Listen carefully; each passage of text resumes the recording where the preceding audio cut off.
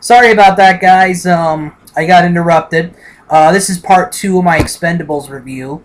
So anyway, basically, I left off with Barney Ross wanting to go on his own in the mission back to South America to overthrow the dictator and overthrow Monroe, kill Monroe. That's the mercenaries' target. So before he does that, he gets confronted by Jean-Claude Van Damme's character. His name's Gunner, who actually in an earlier scene betrays the team and joins forces with Monroe and his army. Monroe and his associates and all that. Good and all that. So there's a battle. Essentially, there's a big car chase. There's a battle between Jet Li's character and Jean-Claude Van Damme's character. Jean-Claude Van Damme is about to get the upper hand with Jet Li's character, but Barney Ross's character shoots him, and apparently he shoots him dead because Gunner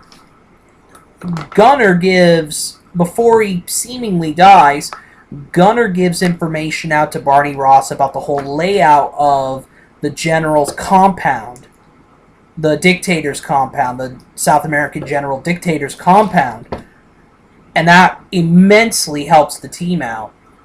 So, and then Barney Ross, he joins up with his team, his old team. His old team wants to go with them, with Barney Ross, so Barney Ross lets the team go with him, and they go up.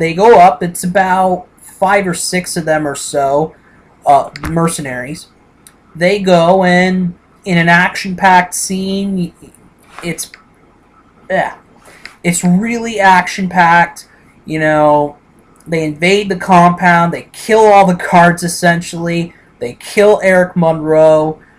Eric Monroe kills the general.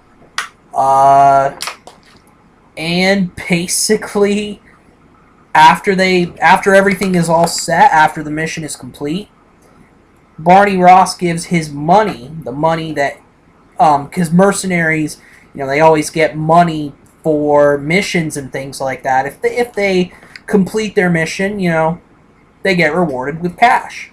Barney Ross gives his share of the cash to the woman, to the general's daughter, to kind of do good in South America, kind of rebuild there a little bit. And then at the end, there's a knife throwing contest between, I think, Randy Couture's character and Jason Statham's character. And I kid you not, the end of the movie is where Jason Statham goes outside. They're putting knives on the dartboard. They're throwing knives at a dartboard, and Jason Statham goes outside, turns around, with his back turned, turns around and hurls the knife. It's a bullseye. It's the end of the movie. My review of this movie. It's basically what you see is what you get. I mean, this movie is very much geared at action.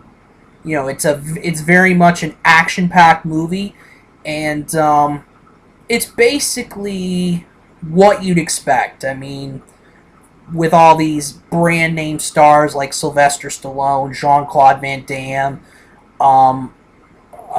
Jason Statham, all verifiable, very good action stars.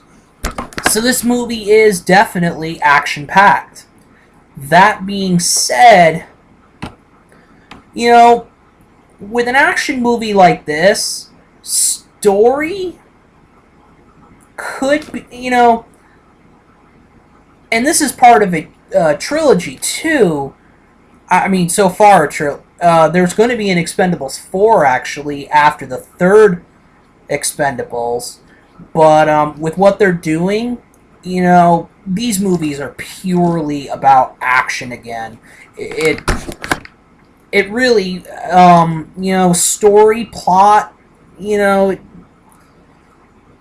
plot and story kind of take a little back seat to the action, and that's okay. That's fine. You know, because this movie, like I said again for the millionth time, it's all about the action. Everybody, um, yeah, basically it's all about the action.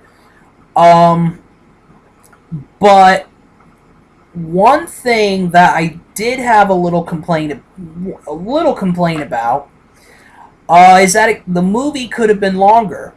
It only clocked in at about probably an hour and 20 minutes or so, something like that. But either way, I think the movie was pretty short.